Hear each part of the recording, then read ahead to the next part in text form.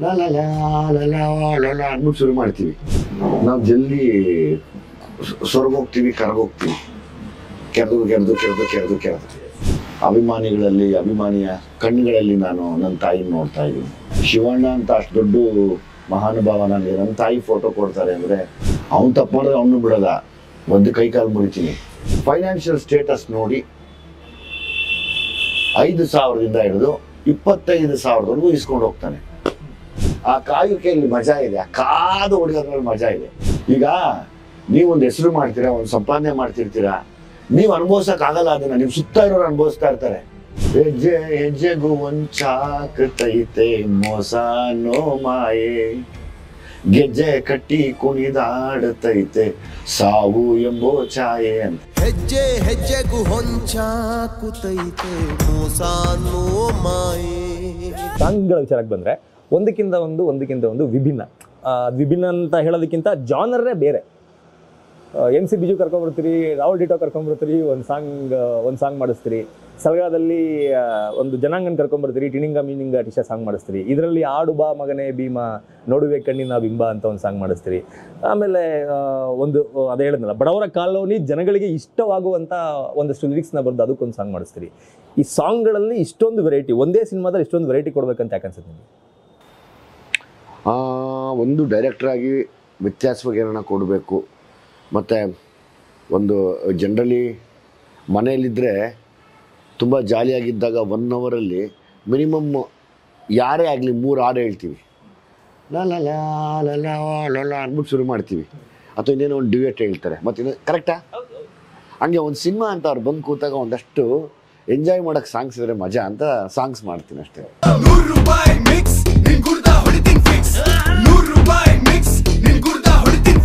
Okay, ಅದರಲ್ಲೂ ಈ ಒಂದಷ್ಟು ಜನಪದ ಕಲಾವಿದರಿಗೆ ಅವಕಾಶ ಕೊಡುವಂಥದ್ದನ್ನು ಸಲಗ ಸಿನಿಮಾಯಿಂದ ಸ್ಟಾರ್ಟ್ ಮಾಡಿದರೆ ಅದು ಭೀಮಾದಲ್ಲೂ ಕಂಟಿನ್ಯೂ ಆಗಿದೆ. ಮೊನ್ನೆ ಈವೆಂಟಲ್ಲಿ ಕೂಡ ಅವ್ರು ಹೇಳ್ತಾ ಇದ್ರು, ದುನಿಯಾ ವಿಜಯ್ ಅವರು ಚಾನ್ಸ್ ಕೊಟ್ಟಿರೋದ್ರಿಂದನೇ ನಾವು ಒಂಚೂರು ಯಾವುದೋ ಒಂದು ದೊಡ್ಡ ಲೆವೆಲ್ನ ಫಂಕ್ಷನ್ಗಳಿಗೆ ಭಾಗವಹಿಸೋಕ್ಕೆ ಸಾಧ್ಯ, ನಮ್ಮ ಕಲೆ ಬೇರೆಯವರಿಗೆ ಮುಟ್ಟೋದಕ್ಕೆ ಸಾಧ್ಯ ಅಂತ ಅನ್ನೋ ಮಾತುಗಳನ್ನ ಕೂಡ ಹೇಳ್ತಾ ಇದ್ರು. ಅದ್ರ ಬಗ್ಗೆ ಹೇಳೋದಾದ್ರೆ ಖುಷಿ ಅಲ್ವಪ್ಪ. ಅಂದರೆ ನಮ್ಗೆ ಅವಕಾಶ ಸಿಕ್ಕಿದಾಗ ನಾವು ಬಳಸ್ಕೊಳ್ಳೋದ್ರ ಜೊತೆಗೆ ಇನ್ನೊಬ್ರಿಗೆ ಎಷ್ಟು ಉಪಯೋಗ ಮಾಡ್ಕೋಬೋದು ಬದುಕನ್ನ, ಅದಕ್ಕೆ ನಾನೇನು ಸಹಾಯ ಮಾಡ್ಬೋದು ಅಂದರೆ ಅಷ್ಟಕ್ಕೆ ಸಾರ್ಥಕ ಇರುತ್ತೆ.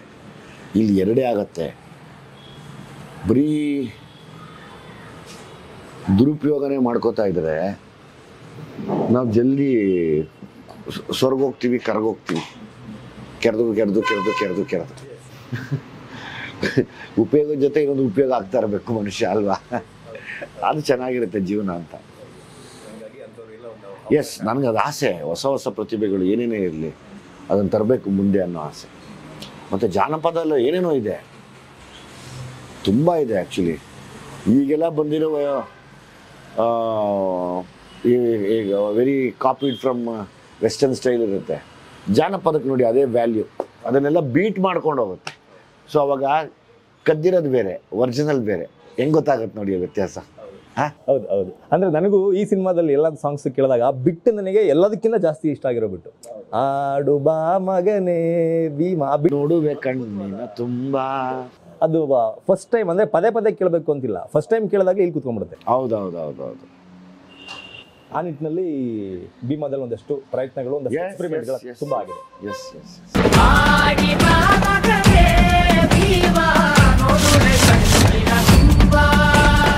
ಇನ್ನು ಮೊನ್ನೆ ಸ್ಟೇಜ್ ಮೇಲೆ ಶಿವಣ್ಣ ಒಂದು ನೀವು ಎಕ್ಸ್ಪೆಕ್ಟ್ ಮಾಡದೇ ಇರುವಂತಹ ಒಂದು ಗಿಫ್ಟ್ ಕೊಟ್ಟರು ನಿಮಗೆ.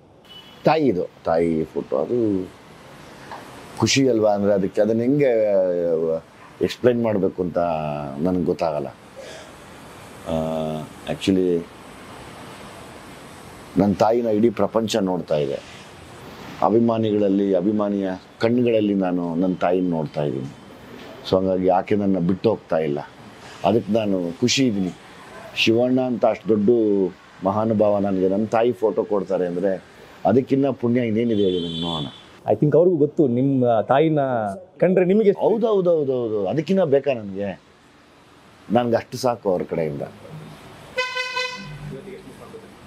ತುಂಬ ಮಾಡ್ಕೋತೀನಪ್ಪ.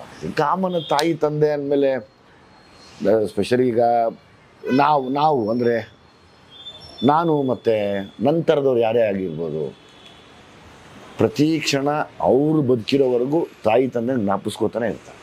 ಅದು ನಿಜವಾದ ತಾಯಿ ತಂದೆ ಕೊಡುವಂಥ ಒಂದು ಗೌರವ. ಅದರಲ್ಲೂ ವಿಜಯಣ್ಣ ಅಮ್ಮನ ಮಗ. ನಾನು ಆಲ್ಮೋಸ್ಟ್ ಅವ್ರಿಗೋಸ್ಕರನೇ ಅಲ್ವಾ. ಸೊ ಹಂಗಾಗಿ ನಾನು ಪ್ರತಿ ಕ್ಷಣ ನೆನೆಸ್ಕೋತಾ ಇರ್ತೀನಿ ಅಮ್ಮನ. ಕಾಮನ್ ಅದು ನನಗೆ, ಅದು ನಾಟ್ ಕಾಮನ್, ಅದು ನನ್ನ ಜೀವನ. ಇನ್ನು ಮಕ್ಕಳು ಕೂಡ ಇಂಡಸ್ಟ್ರಿಗೆ ಬರ್ತಿದಾರಣ್ಣ. ಮಕ್ಕಳು ದೊಡ್ಡವಳಿಗಾಗಲೇ ಜಡೇಶ್ ಸಿನಿಮಾ ಅಲ್ಲಿ 50% ಶೂಟಿಂಗ್ ಮುಗಿದಿದೆ, ಇನ್ನು 50% ಇದೆ. ಈ ಸಿನಿಮಾ ರಿಲೀಸ್ ಆದಮೇಲೆ ಈ ಗ್ಯಾಪಲ್ಲಿ ಶುರು ಮಾಡ್ತೀನಿ ತಿರ್ಗಾ.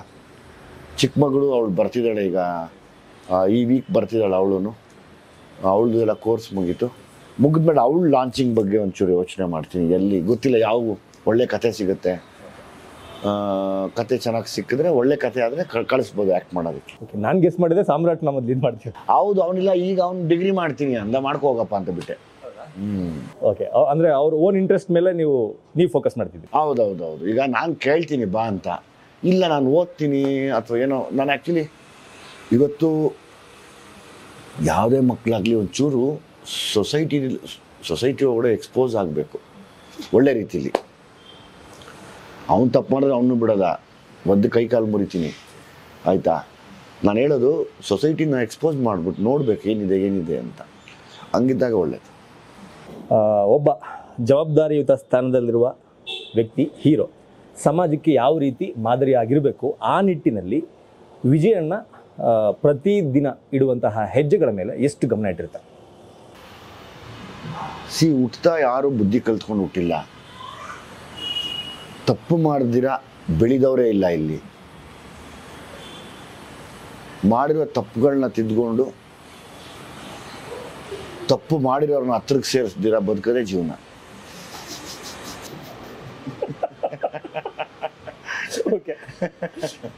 ಅದೇ ಜೀವನ ನನಗೆ ಗೊತ್ತಿರೋದು ಅಲ್ವಾ?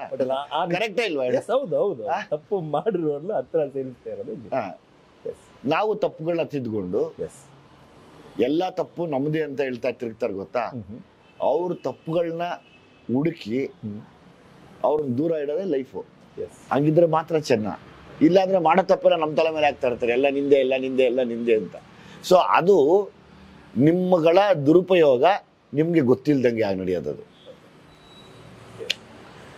ಈಗ ನಮ್ಮಲ್ಲಿ ಒಬ್ಬ ಕಳ್ಳ ಇದ್ದ. ಅವನೇನು ಮಾಡಿದಾನೆ, ಅಭಿಮಾನಿಗಳಿಂದ ಹಿಡಿದು ನನ್ನ ನೆಟ್ವರ್ಕ್ ಎಲ್ಲಿದೆಯೋ ಎಲ್ಲರಲ್ಲೂ ಅವರ ಫೈನಾನ್ಷಿಯಲ್ ಸ್ಟೇಟಸ್ ನೋಡಿ 5,000ದಿಂದ ಹಿಡಿದು 25,000ವರೆಗೂ ಇಸ್ಕೊಂಡು ಹೋಗ್ತಾನೆ. ಅಭಿಮಾನಿಗಳು ಯಾರ ಬರ್ತಾರೆ ಅಂದರೆ 1,000 ಕೊಡು, ನಾನು ಫೋಟೋ ತೆಗೆಸ್ಕೊಡ್ತೀನಿ ಅನ್ನೋದು. ಯಾರೋ ತುಂಬ ಪರಿಚಯ ಇದ್ದವ್ರ ಹತ್ರ ಹೋಗಿ ಹಿಂಗೆ ನಂಗೆ ತುಂಬ ಎಮರ್ಜೆನ್ಸಿ ಇದೆ, ನಾ ಅಪ್ಪ ಸತ್ತೋಗ್ಬಿಡ್ತಾರೆ, 20,000 ಕೊಡಿ ಅನ್ನೋದು. ತೀರಾ ಸಂಬಂಧಿಕರುಗಳಲ್ಲಿ ಈ ಥರ ನನಗೆ ದುಡ್ಡು ಕೊಡಿ, ಅರ್ಜೆಂಟ್ ಇದೆ ಅಂತ ಹೇಳೋದು. ಎಲ್ಲೋ ಒಂದು ಕಡೆ ನಮ್ಮಲ್ಲೇ ಇದ್ದು ನಾವು ಅವ್ರನ್ನ ನಂಬ್ತೀವಿ ಅನ್ನೋವಾಗ ನಮ್ಮನ್ನೇ ದುರುಪಯೋಗ ಪಡಿಸ್ಕೊಂಡು ಆಚೆ ಕಡೆ ಹೊಟ್ಟೋಗಿರ್ತಾರೆ, ಅಥವಾ ಜೊತೆಯಲ್ಲೇ ಇರ್ತಾರೆ. ನಮ್ಗೆ ಗೊತ್ತಾದ್ಮೇಲೆ ಆಚೆ ಕಡೆ ಕಳಿಸ್ತೀವಿ. ಇವು ಒಬ್ಬ ಸೆಲೆಬ್ರಿಟಿ ಮೇಲಾಗಲಿ ಅಥವಾ ಒಬ್ಬ ಬೆಳೆದಿರೋ ವ್ಯಕ್ತಿ, ಅದು ಗಂಡಾಗಲಿ ಹೆಣ್ಣಾಗಲಿ ಅವ್ರ ಮೇಲಾಗಲಿ ಜೊತೆಯಲ್ಲೇ ಇದ್ದು ನಡೆಯುವಂಥ ದುರುಪಯೋಗಗಳು ನಮಗೆ ಗೊತ್ತೇ ಆಗಿರಲ್ಲ. ಇನ್ನೊಂದು ಏನೇ ಒಳ್ಳೆಯದಾದರೂ ಅವ್ರು ತಗೊಳ್ಳೋದು, ಏನೇ ಕೆಟ್ಟದಾದರೂ ನೀನು ಅನ್ನೋದು. ಇದು ಒಂದಾಯಿತು. ಈ ಪ್ರಪಂಚ ಇರೋದೇ ದುಡ್ಡುಗೋಸ್ಕರ ಅಂದಾಗ ಈ ಥರದ್ದೊಂದು ಕ್ಯಾಟಗರಿ. ಅವ್ರ ತಪ್ಪುಗಳನ್ನೇ ಹೇಳ್ದಿರಾ ನಮ್ಮ ಜೊತೇಲಿ ಇದ್ದೀವಿ ಅಂದ್ಬಿಟ್ಟು, ಜೊತೇಲಿದ್ದರೆ ಹೈಲೈಟ್ ಆಗತ್ತೆ ಅಂದಾಗ ತಾನು ಮಾಡಿರೋ ತಪ್ಪುಗಳನ್ನು ಹೇಳ್ಕೊಳ್ದಿರಾ ನಮ್ಮ ತಪ್ಪುಗಳನ್ನು ಇನ್ನೊಬ್ಬರು ನಂಬುತ್ತಾರೆ ಅಂತ ಒಂದು ದೊಡ್ಡ ಕತೆ ಕಟ್ಬಿಟ್ಟು ನಮ್ಮಿಂದ ದೂರ ಹೋಗಿ ಬದುಕೋದು. ಈಗ ನೋಡಿ, ದುಡ್ಡು ತೊಗೊಂಡಿರೋನು ನನಗೆ ಗೊತ್ತೇ ಇಲ್ಲ, ಕೊನೆಯಲ್ಲಿ ಸಿಕ್ಕಾಕೊಂಡ ಸತ್ಯ ಗೊತ್ತಾಯಿತು. ಹಂಗೆ ನನ್ನ ಮೇಲೆ ತಪ್ಪು ಹೇಳಿರೋರು ಒಂದು ದಿವಸ ಸಿಕ್ಕಾಕೋತಾರೆ, ಅದು ಜನಕ್ಕೆ ಗೊತ್ತಾಗುತ್ತೆ. ಸತ್ಯ ಜಾಸ್ತಿ ದಿನ ಮುಚ್ಚಿಡೋಕ್ಕಾಗಲ್ಲ, ಸಾಧ್ಯನೇ ಇಲ್ಲ. ಸುಳ್ಳನ್ನ ಜಾಸ್ತಿ ದಿವಸ ಬಚ್ಚಿಡೋಕ್ಕಾಗಲ್ಲ. ಒಂದು ದಿವಸ ಬಂದೇ ಬರುತ್ತೆ ಎಲ್ಲನೂ. ನಾನು ಆ್ಯಸ್ ಯೂಶ್ವಲ್ ಟೈಮ್ನ ತುಂಬ ವೆಯ್ಟ್ ಮಾಡೋನು. ನಾನು ಎಲ್ಲ ಜಲ್ದಿ ಬರಲಿ ಅಂತ ಕೇಳ್ಕೊತೀನಿ. ಬಟ್ ನನಗೆ ಆ ಕಾಯುವಿಕೆಯಲ್ಲಿ ಮಜಾ ಇದೆ, ಆ ಕಾದು ಹೊಡೆಯೋದ್ರಲ್ಲಿ ಮಜಾ ಇದೆ. ಹಂಗೆ ಇದು ನಾಟ್ ಓನ್ಲಿ ನನಗೊಬ್ಬನಿಗೆ ಅಲ್ಲ, ನಿಮಗೂ ಕೂಡ. ಈಗ ನೀವು ಒಂದು ಹೆಸರು ಮಾಡ್ತೀರಾ, ಒಂದು ಸಂಪಾದನೆ ಮಾಡ್ತಿರ್ತೀರಾ, ನೀವು ಅನುಭವಿಸೋಕ್ಕಾಗಲ್ಲ ಅದನ್ನು, ನಿಮ್ಮ ಸುತ್ತ ಇರೋರು ಅನುಭವಿಸ್ತಾ ಇರ್ತಾರೆ, ಗೊತ್ತೇ ಆಗಲ್ಲ ನಿಮ್ಗದು. ಅದರಲ್ಲಿ ಯಾರು ಹಿಂಗಿರ್ತಾರೆ, ಒಬ್ರು ಸುಳ್ಳು ಹೇಳೋರು, ಒಬ್ರು ಕಳ್ತನ ಮಾಡೋರು, ಒಬ್ರು ಮೋಸ ಮಾಡೋರು, ಒಬ್ರು ಬೆನ್ನಿಗೆ ಚೂರಿ ಹಾಕೋರು, ಒಬ್ರು ತಟ್ಟೆಗೆ ವಿಷ ಹಾಕೋರು. ಬೇಕಾದ್ರೆ ಬಾತ್ರೂಮಲ್ಲಿ ನೀವು ಹೋದಾಗ ಒಂದು ಸ್ವಲ್ಪ ಸೋಪ್ ನೀರಾಗಿ ಬಿಟ್ಬಿಡ್ತಾರೆ, ಜಾರ್ ಬಿದ್ದು ಸತ್ತೋಗ್ಬಿಡ್ಲಿ ಸುಂದರ ಅಂತ. ಅಷ್ಟು ನಡೀತಾ ಇರುತ್ತೆ ಇವತ್ತು ಪ್ರಪಂಚದಲ್ಲಿ, ಅಷ್ಟು ಕ್ರೂರವಾಗಿದೆ. ಈ ಮಧ್ಯೆ ಲೀಡ್ ಮಾಡೋದೇ ದೊಡ್ಡ ವಿಷಯ ಲೈಫ್ನ. ಕರೆಕ್ಟ್. ಈ ನಿಟ್ಟಿನಲ್ಲಿ ತುಂಬಾ ಪಾಠ ಕಲ್ತಿದ್ದಾರೆ. ಹೌದು ಅಲ್ಲ, ಕರೆಕ್ಟ್. ನಿಜ ನಿಜ ನಿಜ ನಿಜ. ಯಾರು ಹೆಂಗೆ ಏನು ಅಂತ ಎಕ್ಸ್ಪೆಕ್ಟ್ ಕೂಡ ಮಾಡೋಕ್ಕಾಗಲ್ಲ. ನೀವು ಇವತ್ತು ನನಗೆ ಅವ್ನು ದುಶ್ಮನ್ನು, ಇವನು ದುಶ್ಮನ್ನು, ಅವ್ನು ಹೊಡೆದ್ಬಿಡ್ತಾನೆ, ಇವನು ಹೊಡೆದ್ಬಿಡ್ತಾನೆ, ಅವ್ನು ಹಂಗೆ ಮಾಡ್ತಾನೆ, ಇವನು ಹಿಂಗೆ ಮಾಡ್ತಾನೆ ಅಂತ ವೆಯ್ಟೇ ಮಾಡೋಕ್ಕೆ ಹೋಗಬೇಡಿ. ಸಿಂಪಲ್ ಆಗಿರೋ ಒಂದು ಸೊಳ್ಳೆ ಬಂದು ಕಚ್ಚಿಬಿಟ್ಟು ಡೆಂಗ್ಯೂ ಬರೆಸಿ, ನಿಮ್ಮ ಪ್ಲೇಟ್ಲೆಟ್ಸ್ನ ಡೌನ್ ಮಾಡಿಸಿ, ಬ್ರೈನ್ ಫಂಕ್ಷನ್ನ ಹಾಳು ಮಾಡಿ ನಿಮ್ಮ ಜೀವನ ತೆಗೆದುಬಿಡತ್ತೆ. ಅದು ಯಾವ ದುಶ್ಮನ್ನು?